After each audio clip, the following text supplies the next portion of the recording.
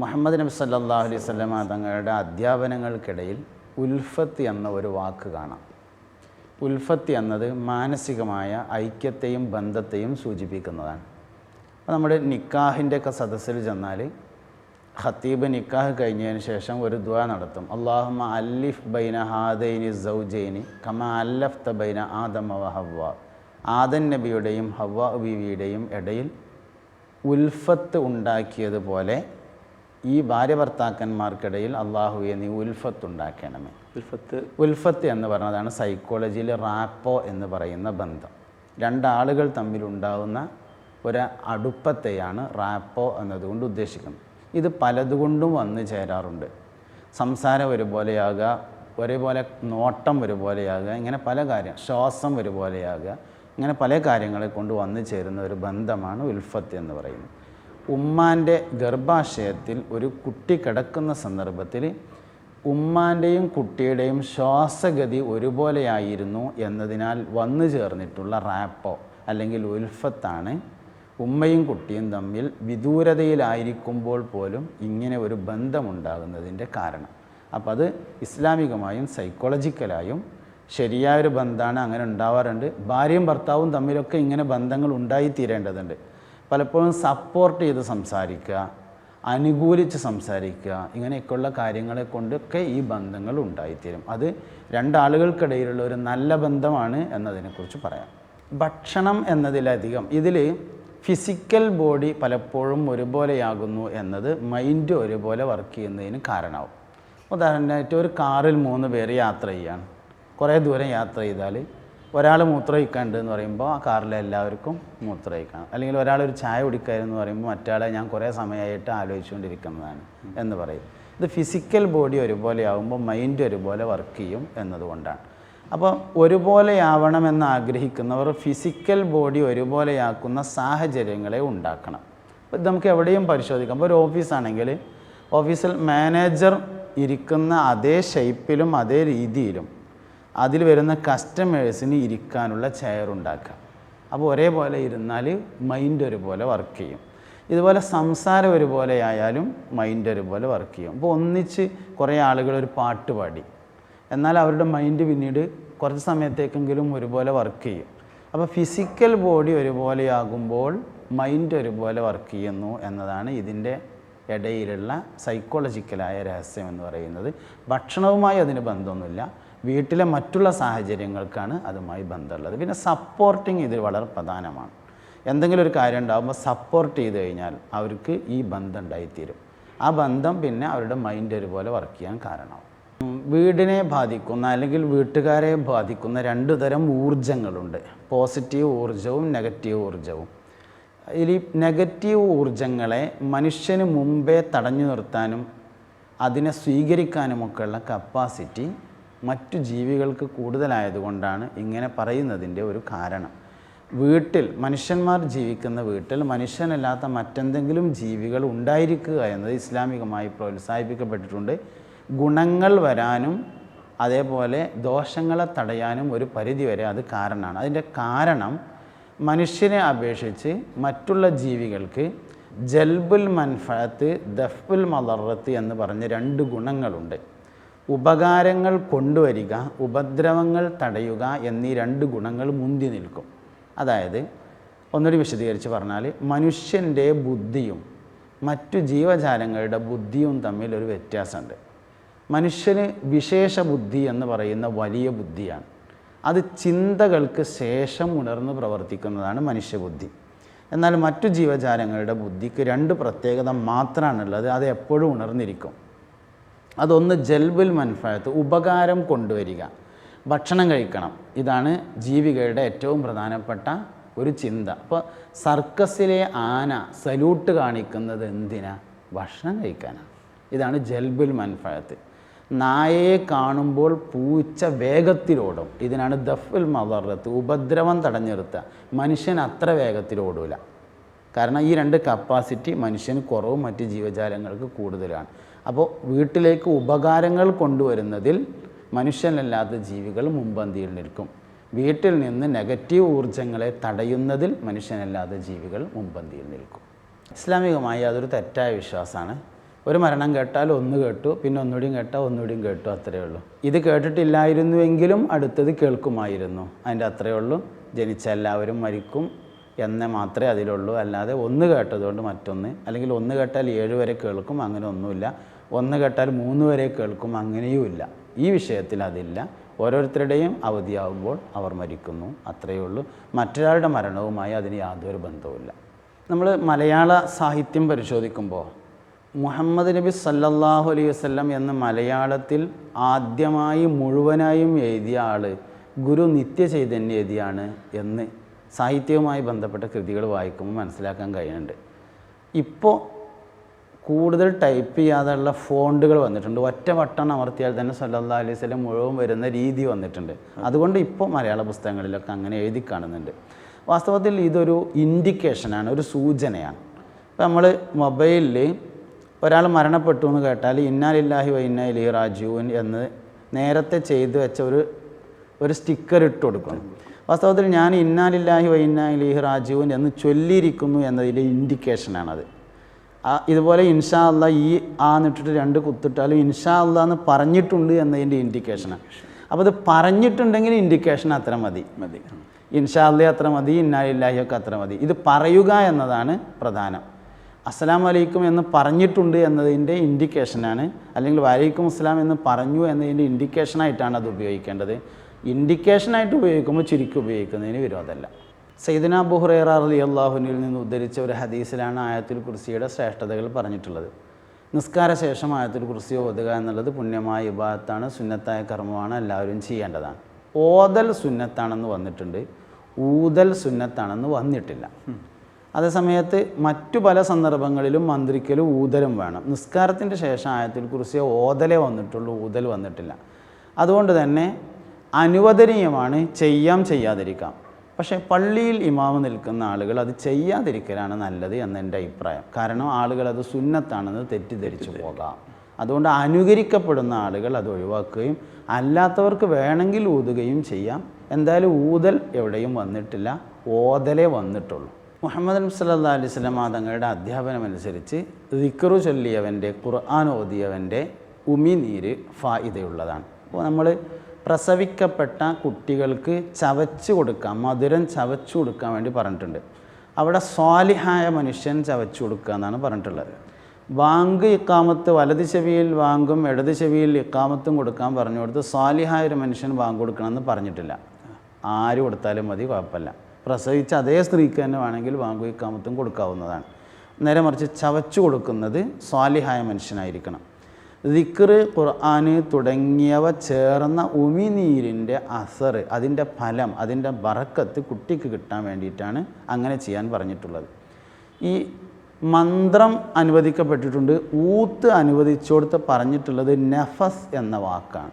നഫസ് എന്നത് ഉമിനീരിൻ്റെ ഒരു നേരിയ സ്പാർക്കിംഗ് ഏതിലാണോ ഊതുന്നത് അതിലേക്ക് എത്തിക്കുന്നതിനാണ് നഫസ് എന്ന് പറയുന്നത്. അപ്പോൾ വായു അല്ല എത്തിക്കുന്നത്, ഒരു ചെറിയ ഉമിനീരെത്തിയെന്ന് പറയാൻ പറ്റില്ല, അതിൻ്റെ ചെറിയൊരു അസർ എന്നാണ് അതിന് പറയുക, അതിൻ്റെ ഒരു സ്പാർക്കിംഗ് അതെത്തിക്കുക. അത് ഭയങ്കര ബർക്കത്തുള്ളൊരു സാധനമായതുകൊണ്ടാണ് ഇസ്ലാം അങ്ങനെ പ്രോത്സാഹിപ്പിച്ചിട്ടുള്ളത്. പിന്നെ ഇത് മരുന്നുകൾക്ക് വേണ്ടിയാണ് ഉപയോഗിക്കുന്നത്. അപ്പോൾ ഇഫക്റ്റുള്ള എല്ലാ സാധനങ്ങൾക്കും സൈഡ് എഫക്റ്റ് ഉണ്ടായിരിക്കും എന്നത് തീർച്ചയാണ്. നമ്മളൊരു ഇഫക്റ്റിനെ ഉദ്ദേശിച്ചുകൊണ്ടാണ് അത് ചെയ്യുന്നത്. ആ അർത്ഥത്തിലാണ് അതിനെ ഇസ്ലാം പ്രോത്സാഹിപ്പിച്ചിട്ടുള്ളത്. ഹദീസിൽ മന്ത്രിക്കുന്നതും വന്നിട്ടുണ്ട്, മന്ത്രിച്ചൂതുന്നതും വന്നിട്ടുണ്ട്. ഈ മന്ത്രിച്ചൂതുന്നതിൽ ഏറ്റവും പ്രധാനപ്പെട്ട ഭാഗം അറബിയിൽ പറഞ്ഞാൽ ഖസ്ദാണ്. ഖസ്ദ് എന്ന് പറഞ്ഞാൽ ഉദ്ദേശം എന്നതാണ്. ഈ ഒരു വസ്തു നമ്മൾ ഓതിയതിന് ശേഷം, സൂറത്തുൽ ഫാത്തിഹ ഓതിയതിന് ശേഷം അള്ളാഹുവേ, ഞാൻ ഈ ഓതിയ ഫാത്തിഹയുടെ കൂലി കൊണ്ട് അല്ലെങ്കിൽ അതിൻ്റെ ബറക്കത്ത് കൊണ്ട് ഈ വെള്ളം കുടിക്കുന്ന ആൾക്ക് നീ ശിഫ നൽകണേ എന്ന് മനസ്സിൽ കരുതുന്നതിനാണ് ഖസ്ദ് എന്ന് പറയുന്നത്. ഈ ഖസ്ദോടുകൂടി ആ വെള്ളത്തെ അതിന് തയ്യാറാക്കുക എന്നതാണ് മന്ത്രിച്ചൂതുക എന്നതിൻ്റെ പിന്നിലുള്ള രഹസ്യം എന്ന് മനസ്സിലാക്കണം. അപ്പോൾ പിന്നെ ഇതിൽ നമ്മൾ ഇഷ്ഫി എന്നോ ഷിഫി എന്നോ പറയാം. ഇതിൻ്റെ ഒറിജിനൽ എന്നാണ്. ഇഷ്ഫി എന്ന് പറഞ്ഞാൽ അള്ളാഹുവെ നീ ഷിഫയാക്കണേ എന്നാണ്. അതിനെ ചുരുക്കിയിട്ട് ഒന്നുകിൽ ഷിഫി എന്ന് പറയാം, അല്ലെങ്കിൽ മുഴുവനാക്കി ഇഷ്ഫി എന്ന് അങ്ങനെയും പറയാവുന്നതാണ്. ഈ ഉദ്ദേശം മനസ്സിൽ വരാൻ വേണ്ടിയിട്ടാണ് അങ്ങനെ പറയുന്നത്. ഇഷ്ഫി, അള്ളാഹുവെ നീ ഷിഫയാക്കണേ. ഷിഫി അതിൻ്റെ ചുരുക്ക രൂപമാണ്. അതിൻ്റെ അർത്ഥം അള്ളാഹുവെ നീ ഷിഫയാക്കണേ എന്നാണ്. അപ്പോൾ ഈ ഉദ്ദേശം മനസ്സിൽ വരിക എന്നുള്ളതാണ് പ്രധാനം. അത് വരുത്താൻ വേണ്ടിയിട്ടാണ് അങ്ങനെ ഒരു പറച്ചിലുണ്ടായിട്ടുള്ളത്. ഇസ്ലാമികമായി അംഗീകരിക്കപ്പെട്ട സത്യം അള്ളാഹുവിനെ കൊണ്ടുള്ള സത്യമാണ്. അല്ലാത്ത സത്യങ്ങൾ അംഗീകരിക്കപ്പെട്ടിട്ടില്ല. ഇപ്പോൾ മമ്പർത്ത തങ്ങൾ തന്നെയാണ് സത്യം എന്ന് പറയും ചിലവർ. അങ്ങനെ ഒരു സത്യം ഇസ്ലാമികമായി ഇല്ല. ഇസ്ലാമികമായി ഇല്ലാത്തത് കൊണ്ട് തന്നെ പ്രബലാഭിപ്രായം അനുസരിച്ചുകൊണ്ട് അത് കറാഹത്താണ്, എന്നാൽ ഹറാമാണെന്ന് അഭിപ്രായപ്പെട്ടവരുണ്ട്. അതുകൊണ്ട് അത്തരം സത്യങ്ങൾ ഇസ്ലാമികമല്ല, അത് ഉപേക്ഷിക്കേണ്ടതാണ്. അള്ളാഹുവിനെ പിടിച്ചുകൊണ്ടുള്ള സത്യം, വല്ലാഹി ബില്ലാഹി തുടങ്ങിയ അള്ളാഹുവിനെ കൊണ്ടുള്ള സത്യം മാത്രമാണ് ഇസ്ലാം അംഗീകരിച്ചിട്ടുള്ളത്. അത് ഖുർആൻ കയ്യിൽ പിടിച്ചുകൊണ്ട് അള്ളാഹുവിനെ കൊണ്ട് സത്യം ചെയ്യുന്നതിന് വിരോധമല്ല എന്ന് മാത്രമല്ല, അത് മനസ്സിന് കൂടുതൽ ഉറപ്പുണ്ടാക്കും എന്നതുകൊണ്ട് അനുവദിക്കപ്പെട്ടിട്ടുണ്ട്. ഈ ഖുർആൻ തന്നെയാണ് സത്യം എന്ന് പറയുന്നതാണ് ആദ്യം പറഞ്ഞത്. പരിശുദ്ധമായ ഖുർആൻ കയ്യിൽ പിടിച്ചിട്ട് ഖുർആൻ തന്നെയാണ് സത്യം എന്ന് പറയുന്നത് കറാഹത്താണ്. അങ്ങനെ ചെയ്യേണ്ടതില്ല. ഇസ്ലാമികമായ സത്യം ഒരാൾ സത്യം ചെയ്യുമ്പോൾ, ഇപ്പോൾ നല്ലൊരു സ്ഥലത്തേക്ക് പോവുക, പള്ളിയിൽ ചെന്ന് സത്യം ചെയ്യുക, അല്ലെങ്കിൽ ഏതെങ്കിലും പ്രധാനപ്പെട്ട സ്ഥലത്ത് ചെന്ന് സത്യം ചെയ്യുക. സത്യം ചെയ്യുമ്പോൾ ചെയ്യേണ്ടത് അള്ളാഹിനെ പിടിച്ചിട്ട് തന്നെയാണ്. അള്ളാഹുവാണ് സത്യം, ഞാനത് ചെയ്തിട്ടില്ല, അല്ലെങ്കിൽ അള്ളാഹുവാണ് സത്യം, ഞാനത് പറഞ്ഞിട്ടില്ല. ഇങ്ങനെ തന്നെ അള്ളാഹുവിനെ പിടിച്ചാണ്. അതിന് ഒരു ഉറപ്പ് കിട്ടാൻ വേണ്ടി, മനസ്സിനൊരു കൂടുതൽ ധൈര്യം കിട്ടാൻ വേണ്ടി മുസാഫ് കയ്യിൽ പിടിക്കുന്നതിന് വിരോധമല്ല, അല്ലെങ്കിൽ പ്രധാനപ്പെട്ട സ്ഥലത്തേക്ക് പോകുന്നതിന് വിരോധമില്ല. പക്ഷെ സത്യം ചെയ്യേണ്ടത് അള്ളാഹുവിനെ പിടിച്ചായിരിക്കണം എന്നേ ഉള്ളൂ. ഖുർആൻ ഓതൽ പൊതുവെ ഇരുന്നു കൊണ്ടാണ് ഏറ്റവും നല്ലത്. അതിപ്പോൾ ചെറിയൊരു ഫാത്തിഹയാണെങ്കിൽ ഏതാണെങ്കിലും ഖുർആൻ ഓതാൻ ഇരുന്നു കൊണ്ടാണ് നല്ലത്. അപ്പോൾ മക്ബറയിൽ ചെന്ന് ഒരാൾ യാസീൻ ഓതുകയാണെങ്കിൽ ഇരുന്ന് യാസീൻ ഓതുക, അല്ലെങ്കിൽ ഇരുന്ന് ഫാത്തിഹയും സൂറത്ത് ഓതുക, അല്ലെങ്കിൽ ഇരുന്ന് അൽബക്കറ ഏത് സൂറത്താണെങ്കിലും അത് ഓതുക. ശേഷം ദുആ ചെയ്യൽ രണ്ട് തരത്തിലും ഒരുപോലെയാണ്. നിന്നിട്ട് ദുആ ചെയ്യലും ഇരുന്നിട്ട് ദുആ ചെയ്യലും ഒരുപോലെയാണ്.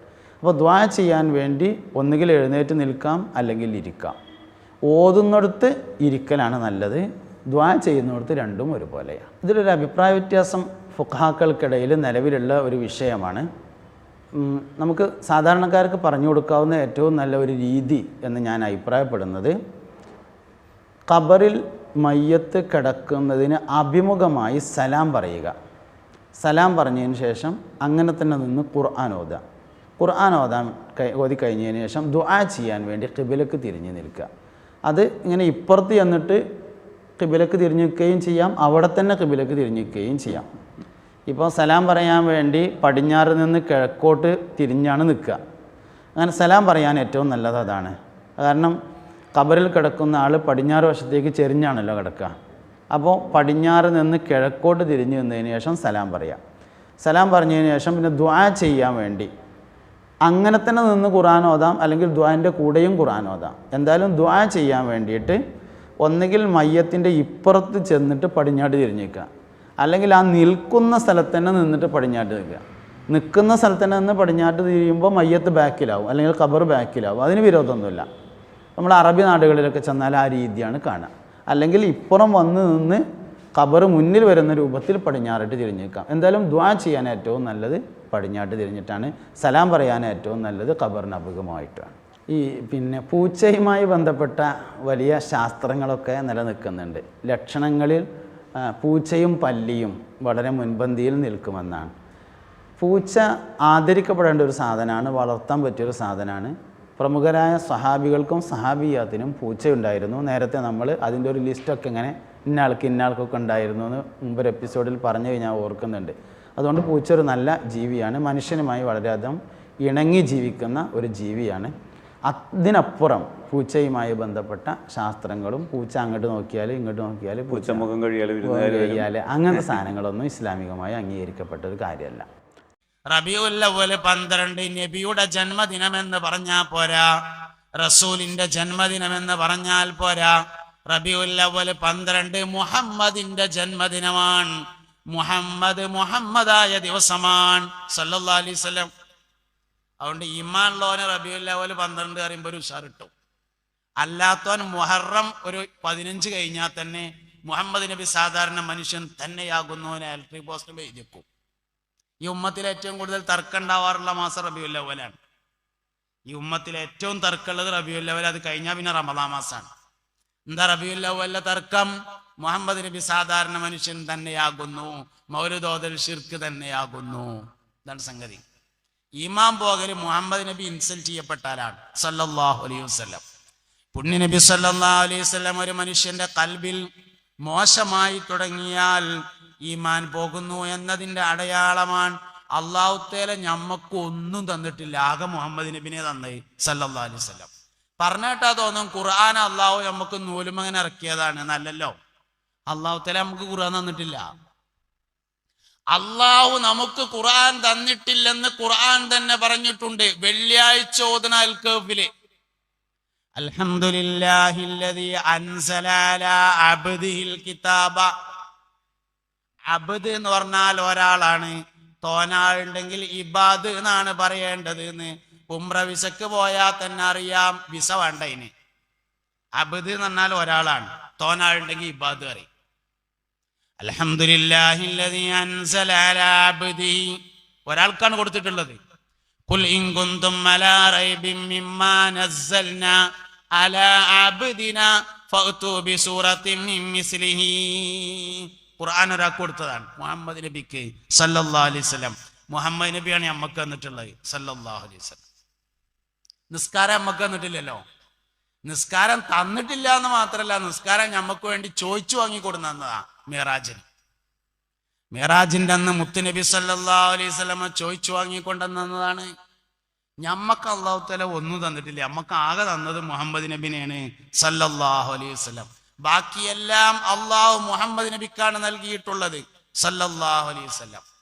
പറഞ്ഞാട്ടാ തോന്നും ലൈലത്തുൽ ഖദർ അല്ലാഹു തആല നമ്മക്ക് തന്നതാണ്. ലൈലത്തുൽ ഖദർ നമ്മക്ക് തന്നതല്ല. കാരണം ലൈലത്തുൽ ഖദർ എന്ന് പറഞ്ഞാൽ ഖുർആൻ ഇറങ്ങിയത് അള്ളാഹു ദിവസത്തിന്റെ പ്രത്യേകത. ഖുർആൻ ഇറങ്ങിയതാണ് പ്രത്യേകത. ഇന്നാ അൻസൽനാഹു ഫീ ലൈലത്തിൽ ഖദർ വമാ അദ്റാക മാ ലൈലത്തുൽ ഖദർ. ഖുർആൻ ഇറങ്ങിയതാണ് ലൈലത്തുൽ ഖദറിന്റെ പ്രത്യേകത. മുഹമ്മദ് നബി ഇല്ലെങ്കിൽ സല്ലല്ലാഹു അലൈഹി വസല്ലം ഖുർആൻ ഇറങ്ങൂല. അപ്പൊ നബി തങ്ങളില്ലെങ്കിൽ ലൈലത്തുൽ ഖദർ ഉണ്ടാവില്ല.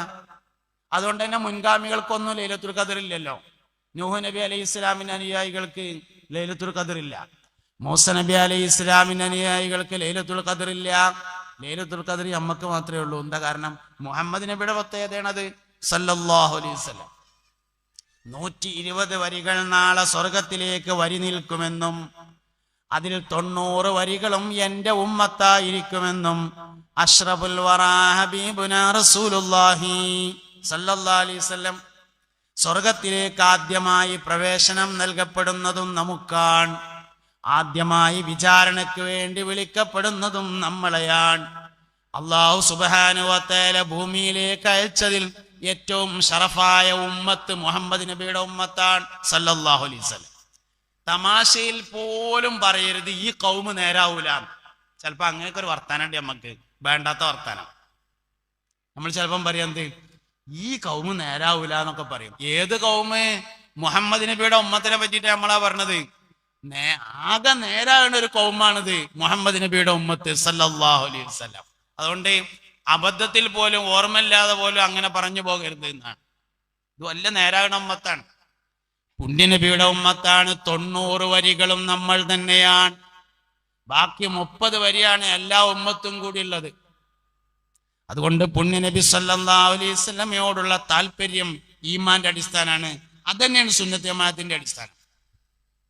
അഷ്റഫുൽ വറാ ഹബീബുനാ റസൂലുള്ളാഹി സല്ലല്ലാഹു അലൈഹി വസല്ലമയോട് താല്പര്യം കുറഞ്ഞു വരുന്നുണ്ടോ, സുന്നി അല്ലാതാകുന്നുണ്ട് എന്നാണ് അതിന്റെ അർത്ഥം. അള്ളാഹുവിന്റെ ഏറ്റവും വലിയ ബഹുമാനം ലഭിച്ചിട്ടുള്ളത് അഷ്റഫുൽ വറാ ഹബീബുനാ റസൂലുള്ളാഹി സല്ലല്ലാഹു അലൈഹി വസല്ലമ തങ്ങൾക്കാണ്. അതുകൊണ്ട് ഹൃദയത്തിൽ അടങ്ങാത്ത സ്ഥാനം, അതിരില്ലാത്ത സ്ഥാനം മുസ്തഫ നബി സല്ലല്ലാഹു അലൈഹി വസല്ലമ തങ്ങൾക്ക് ഉണ്ടായിരിക്കണം. ഈ ലോകത്ത് എന്തെല്ലാം സംഭവിച്ചിട്ടുണ്ടോ അത് മുഴുവനും മുഹമ്മദ് നബിക്ക് വേണ്ടിയാണ് സംഭവിച്ചിട്ടുള്ളത്. ഈ ലോകത്ത് എന്തെല്ലാം സംഭവിക്കാതിരുന്നിട്ടുണ്ടോ അതും മുഹമ്മദ് നബി സല്ലല്ലാഹു അലൈഹി വസല്ലമ തങ്ങൾക്ക് വേണ്ടിയാണ്. ഇനി ലോകത്ത് എന്തെല്ലാം സംഭവിക്കാൻ പോകുന്നുണ്ടോ അതും മുഹമ്മദ് നബിക്ക് വേണ്ടിയാണ് സല്ലല്ലാഹു അലൈഹി വസല്ലം. ഇവിടെ എന്തെല്ലാം സംഭവിച്ചിട്ടുണ്ടോ അതൊക്കെ മുഹമ്മദ് നബിക്ക് വേണ്ടിയിട്ടാണ് സല്ലല്ലാഹു അലൈഹി വസല്ലം. നൂഹ് നബി അലൈഹി ഇസ്ലാം കപ്പലിൽ കയറിയത് മുഹമ്മദ് നബിക്ക് വരാനായിരുന്നു. ആദം നബി അലൈഹി ഇസ്ലാം സ്വർഗത്തിൽ നിന്ന് ഭൂമിയിലേക്ക് വന്നത് മുഹമ്മദ് നബിക്ക് വരാൻ വേണ്ടിയായിരുന്നു സല്ലല്ലാഹു അലൈഹി വസല്ലം. ഇബ്രാഹിം നബി അലൈഹി ഇസ്ലാം ഇസ്മായിൽ അലൈഹി ഇസ്ലാമിനെ മക്കയിൽ കൊണ്ടുചെന്ന് താമസിപ്പിച്ചത് മുഹമ്മദ് നബിക്ക് വരാനായിരുന്നു. ലോകത്ത് എന്തെല്ലാം സംഭവിച്ചിട്ടുണ്ടോ അത് മുഴുവൻ മുഹമ്മദ് നബിക്ക് വേണ്ടിയിട്ടാണ്. ഇനി രണ്ടാമത്തെ ഒരു കാര്യമുണ്ട്, ലോകത്ത് എന്തെല്ലാം സംഭവിക്കാതിരുന്നിട്ടുണ്ടോ, ആദ്യം പറഞ്ഞതിന്റെ അത്ര മനസ്സിലാകണതല്ല. അത് സംഭവിക്കാത്ത കാര്യങ്ങളും എന്തുകൊണ്ട് സംഭവിച്ചില്ല എന്നതിന്റെ ഉത്തരം മുഹമ്മദ് നബിക്ക് വേണ്ടി സംഭവിച്ചില്ല എന്നാണ്. ഉദാഹരണം പറഞ്ഞാല് മറിയം ബീവി റളിയല്ലാഹു അൻഹയെ കെട്ടിച്ചിട്ടില്ല, മറിയം ബീവി റളിയല്ലാഹു അൻഹയെ കല്യാണം കഴിച്ചിട്ടില്ല. എന്തേ കല്യാണം കഴിക്കാതിരിക്കാൻ കാരണം? മുഹമ്മദ് നബിക്ക് സ്വർഗത്തിൽ കല്യാണം കഴിക്കാൻ ലോകത്ത് എന്തെല്ലാം സംഭവിക്കാതിരുന്നിട്ടുണ്ടോ അതും മുഹമ്മദ് നബിക്ക് വേണ്ടിയിട്ടാണ്. ഇനി അതിനേക്കാൾ മനസ്സിലാകാൻ പ്രയാസമുള്ളൊരു കാര്യമാണ് മൂന്നാമത്തേത്. ഇനി എന്തെല്ലാം സംഭവിക്കാൻ പോകുന്നുണ്ടോ അതും മുഹമ്മദ് നബിക്ക് വേണ്ടിയുള്ളതാണ് സല്ലല്ലാഹു അലൈഹി വസല്ലം. ഇനി എന്താ സംഭവിക്കാൻ പോണത്? ഇനി മരിക്കും, ഖബറിലെത്തും, ഖിയാമത്ത് നാളുണ്ടാവും, മഹ്ശർ ഉണ്ടാവും, ഹിസാബ് ഉണ്ടാവും. ഇതൊക്കെ മുഹമ്മദ് നബിക്ക് വേണ്ടിയിട്ടാണ് സല്ലല്ലാഹു അലൈഹി വസല്ലം. എന്താ ഹിസാബ് പറഞ്ഞാല്? ഹിസാബ് ഏറ്റവും ചുരുങ്ങിയത് 50,000 കൊല്ലം ഉണ്ടാവുന്നതാണ്.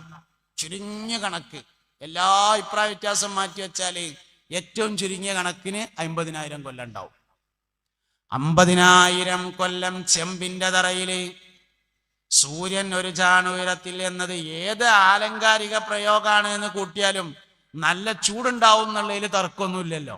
നെരിയാണി വരെ വിയർപ്പുള്ളവർ, കാൽമുട്ട് വരെ വിയർപ്പുള്ളവർ, അരവരെ വിയർപ്പുള്ളവർ, ചെവി വരെ വിയർപ്പുള്ളവർ, മൂക്ക് വരെ വിയർപ്പുള്ളവർ, വിയർപ്പിൽ മുങ്ങിത്താഴുന്നവർ, അങ്ങനെ വ്യത്യസ്ത കാറ്റഗറിയിലായ മഹ്ശറയിൽ നിൽക്കും 50,000 കൊല്ലം. എന്തിനാ 50,000 കൊല്ലം? ഹിസാബ് തുടങ്ങിയിട്ടില്ല, തുടങ്ങാത്ത 50,000 കൊല്ലാണ്. എന്തിനാ 50,000 കൊല്ലം നിൽക്കണത്? 50,000 കൊല്ലം ഇങ്ങനെ നിൽക്കുമ്പോ ഒരാള് ഓന്റെ അടുത്തുള്ള ആളോട് പറയും എന്താ പീ നൃത്തം. അപ്പൊ അയാൾ ഇങ്ങോട്ടും പറയും എന്താ പീ നൃത്തം. 50,000 കൊല്ലം നിൽക്കണതേ.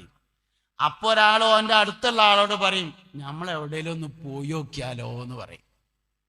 അപ്പൊ മറ്റവൻ പറയാ എന്നാ പോയി നോക്കാന്ന് പറയും. അങ്ങനെ പോകും ഇബ്രാഹിം നബിയുടെ അടുക്കൽ, നൂഹ് നബി അലൈഹി ഇസ്ലാമിന്റെ അടുക്കൽ, മൂസ നബി അലൈഹി ഇസ്ലാമിന്റെ അടുക്കൽ, ഈസ നബി അലൈഹി ഇസ്ലാമിന്റെ അടുക്കൽ. എന്നിട്ട് പറയും സ്വർഗത്തിലേക്കായാലും വേണ്ടില്ല, നരകത്തിലേക്കായാലും വേണ്ടില്ല, ഇവിടെ നിന്ന് കഴിച്ചിലായാൽ മതിയായിരുന്നു. സ്വർഗത്തേക്കായാലും വേണ്ടില്ല, നരകത്തേക്കായാലും വേണ്ടില്ല, ഇവിടെ നിന്ന് കഴിച്ചിലായാൽ മതിയായിരുന്നു എന്ന് പറയും. ഓലെല്ലാരും പറയും കുട്ടികളെ നമ്മളെ കാര്യം തന്നെ വലിയ കഷ്ടാണ് എന്ന് പറയും.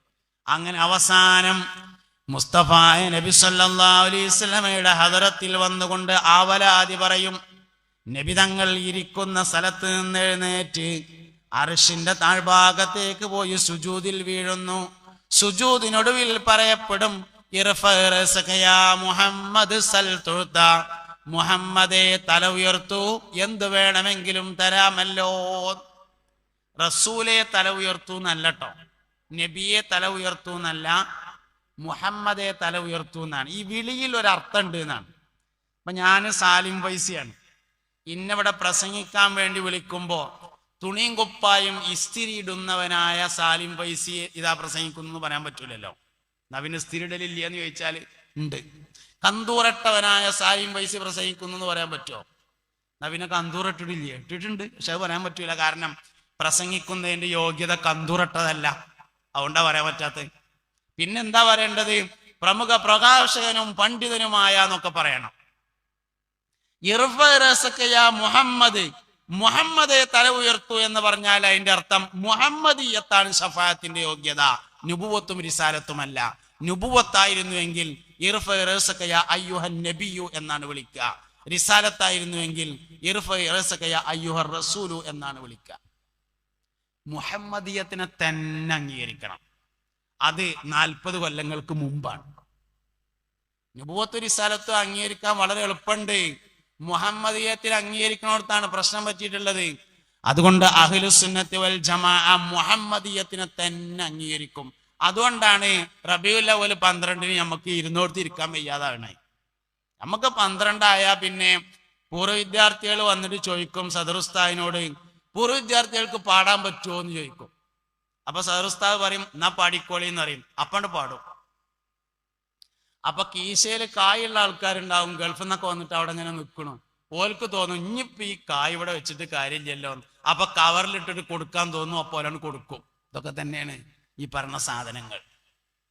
മുസ്തഫ നബി സല്ലല്ലാഹു അലൈഹി വസല്ലമയോടുള്ള അടങ്ങാത്ത താല്പര്യത്തിന്റെ പേരാണ് അഹ്ലുസുന്നത്തി വൽ ജമാഅ എന്ന് പറയുന്നത്.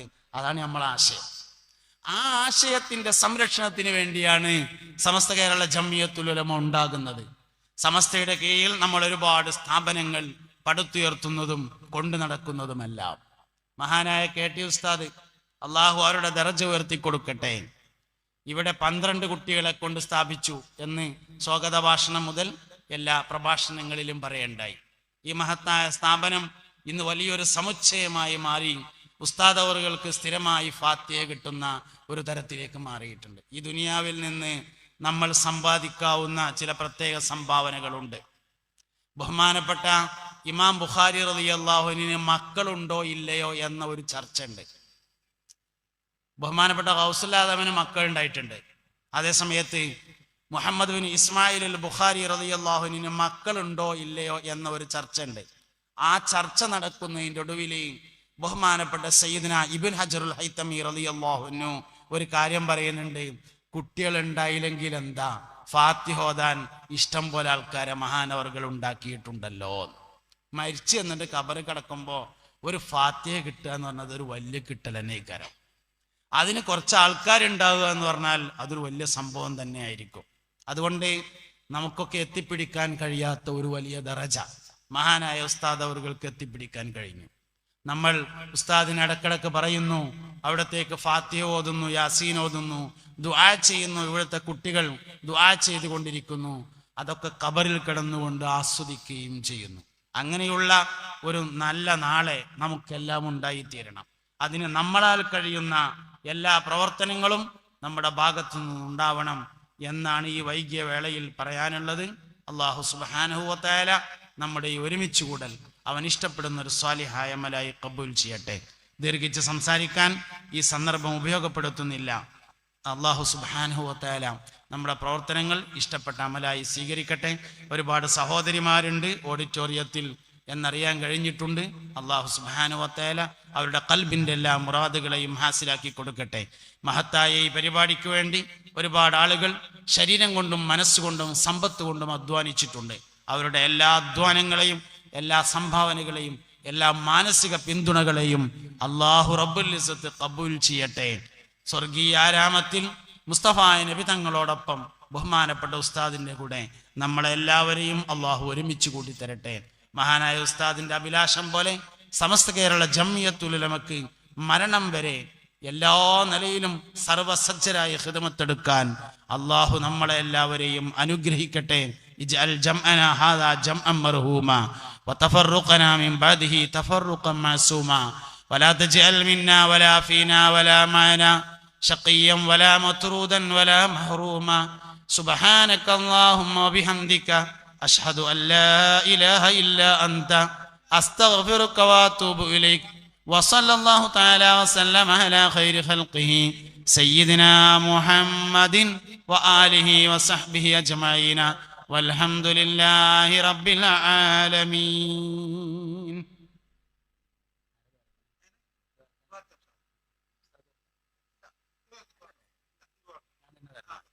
ഞാൻ തന്നെ ദ്വാരക്കണത് ഹലാലായ ഉദ്ദേശം പൂർത്തിയാകാൻ വേണ്ടി ദുആ ചെയ്യാൻ പറഞ്ഞിട്ടുണ്ട്. ICUലുള്ള ഒരു സഹോദരൻ പ്രത്യേകം ദുആ ചെയ്യാൻ പറഞ്ഞിട്ടുണ്ട്. രോഗം ശിഫയാകാൻ വേണ്ടി ദുആ ചെയ്യാൻ ആവശ്യപ്പെട്ടിട്ടുണ്ട്. അൽഹംദുലില്ലാഹി റബ്ബിൽ ആലമീൻ.